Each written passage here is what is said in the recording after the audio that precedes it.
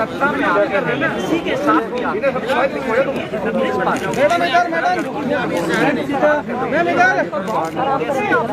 मतलब भाई युवाओं के लिए हम बहुत स्पष्ट हमने किया हुआ है, कहा हुआ है कि हम युवाओं को कहना चाहते हैं आपको रोजगार की जरूरत है, आप अपने पैरों पे खड़ा होना चाहते हैं, उसके लिए आपको मदद की जरूरत है।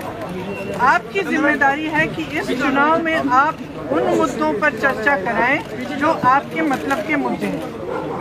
आप बेरोजगार रहेंगे, आपका भविष्य नहीं बनेगा।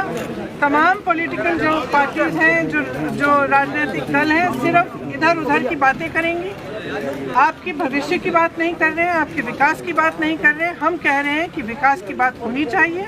हमने नौजवानों के लिए एक अलग घोषणा पत्र निकाला है, उसका नाम है भर्ती विधान, क्योंकि हमने सोचा कि हर राजनीतिक दल कहता है कि 20 लाख नौकरियां दे रहे हैं, हम 25 लाख रोजगार दे रहे हैं, लेकिन ये कभी नहीं कहते कि ये रोजगार आएंगे कहाँ से, किस तरह से दिए जाएंगे। तो हमने ये तय किया कि नौजवानों को हम बताना चाहते हैं कि आपको रोजगार हम कहाँ से देंगे, कैसे आएंगे ये रोजगार। 12 लाख रोजगार जो सरकार में खाली पड़े हुए हैं, उसको हम किस तरह से भरेंगे। आप अगर अपना छोटा बिजनेस शुरू करना चाहते हैं तो किस तरह से सरकार आपकी मदद करेगी। आपने देखा होगा एनटीपीसी के जो छात्र हैं कितने त्रस्त हैं, परेशान हैं, प्रदर्शन कर रहे हैं, उन पे लाठियां बरसाई जा रही हैं, लेकिन कोई उनकी बात नहीं सुन रहा है।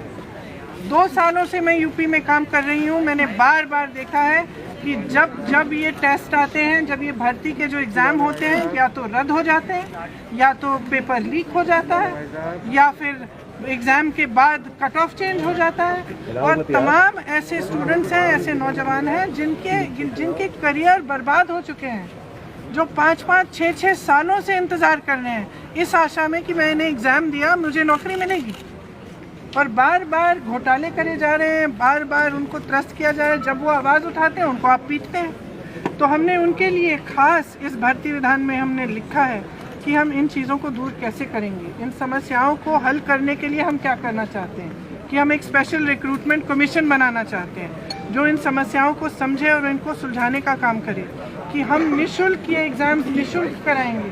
आप अगर ट्रेन से जा रहे हैं या बस से जा रहे हैं इस एग्ज़ाम को देने के लिए, तो आपको वो भी यात्रा निःशुल्क होगी। और हम एक रोज़गार के लिए हम एक टाइम टेबल जैसा बनाना चाह रहे हैं, एक जॉब कैलेंडर, हर एक भर्ती के लिए अलग, जिसमें लिखा जाएगा कि आपका एग्ज़ाम इस डेट पे होगा, इसका रिज़ल्ट इस डेट पे आएगा, इसके बाद आपको नौकरी इस डेट पे मिलेगी, और 6 महीनों से ज़्यादा नहीं होना चाहिए वो गैप।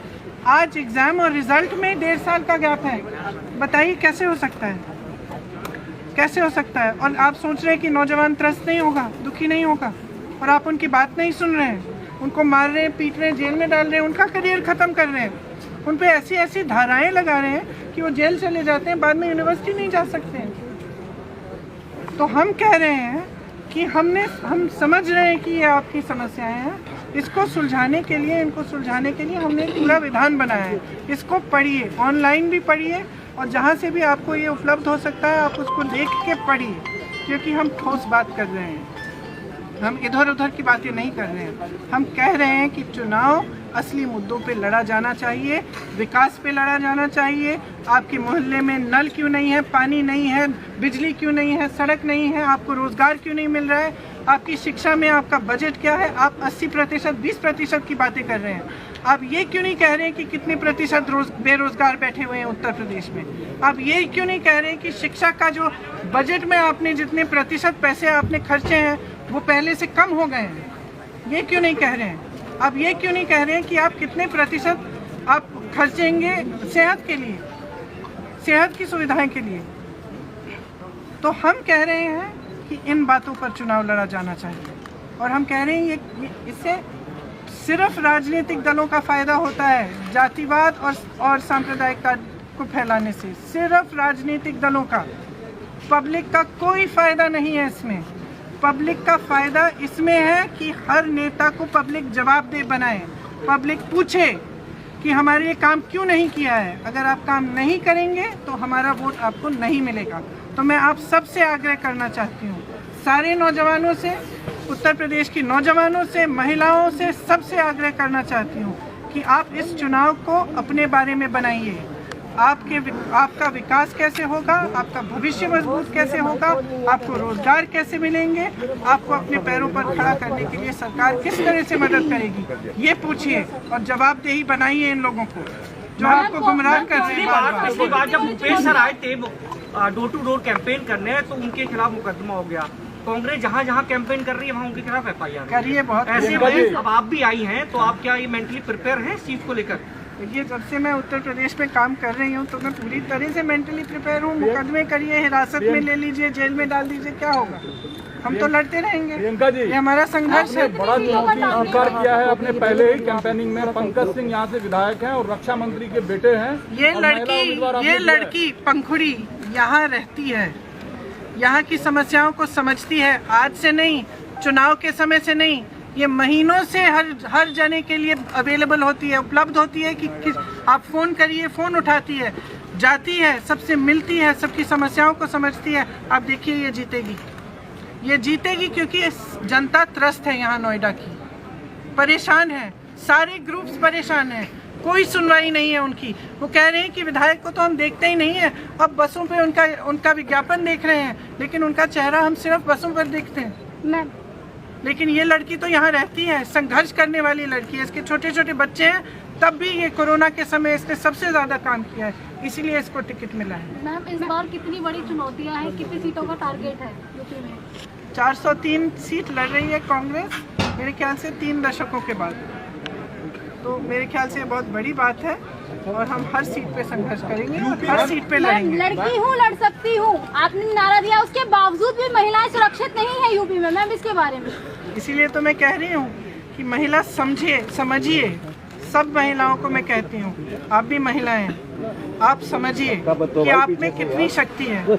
आज आपको राजनीतिक शक्ति माना नहीं जा रहा है। क्यों? आप 50% आबादी हैं, तो आपको सीरियसली क्यों नहीं ले रहे हैं राजनीति में? क्योंकि आप एकजुट नहीं हो रही हैं। आप एकजुट बन के खड़ी हो जाएं और आप कहें कि हम अपनी भविष्य की राजनीति चाहते हैं, हम अपने पैरों पे खड़ा होना चाहते हैं, हमें असुरक्षित रखने का आप काम कर रहे हो, हमें सुरक्षित बनाओ और हमें सक्षम बनाओ और हमें लड़ने का मौका दो। यही कह रही हूँ।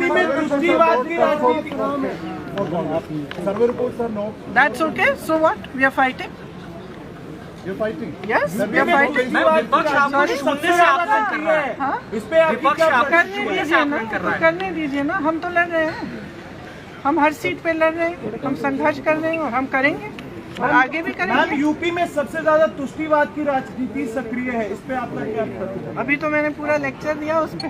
मैम, मुजफ्फरनगर राजनीति को जब तक पब्लिक जवाबदेह नहीं बनाएगी, जब तक विकास के मुद्दों को सामने एकदम राजनीतिक चर्चा का सबसे बड़ा पार्ट नहीं बनाएगी, तब तक ये राजनीति बदलेगी। मैं कहती हूँ कि पब्लिक की एक बहुत बड़ी जिम्मेदारी है कि आप राजनीति को, सारे राजनीतिक दलों को जवाबदेह बनाइए, अपने विकास के मुद्दों पर गुमराह होना बंद कर दीजिए, जागरूक बनिए। What is your reaction to Pegasus? Do you think that the government lied on the parliament? What is your reaction to the new report that has emerged regarding Pegasus? From the new reports, it's pretty clear that the government lied in parliament. Priyanka ji, Pegasus को कांग्रेस फिर से उठाना चाह रही है और नोएडा विधानसभा seat पर 3 lakh बांग्लाभाषी voter है। आज आप माता काली की दर्शन भी किए हैं। दोनों सवाल एक साथ है। तो मतलब सवाल पूछिए। 3 लाख आपने तो 2 स्टेटमेंट किए, बांग्लाभाषी मतदाता है नोएडा में। ठीक है। आपने आज मुलाकात की है उस कम्युनिटी से, काली माता मंदिर भी गई। ठीक है। उन वोटरों से आपने बात भी किया, क्या रुझान मिला? और पेगासस का मुद्दा सदन में रुझान ये मिला कि सब त्रस्त हैं, सब परेशान हैं, सब चाहते हैं कि उनकी बात हो और उनकी सुनवाई हो। सब चाहते हैं कि उनकी जो समस्याएं हैं उनकी सुनवाई हो, वो सुनवाई हो नहीं रही है और तमाम ऐसे मुद्दे उठाए जा रहे हैं जिनसे उनका कोई एक्चुअली उनकी समस्याओं का हल नहीं होगा।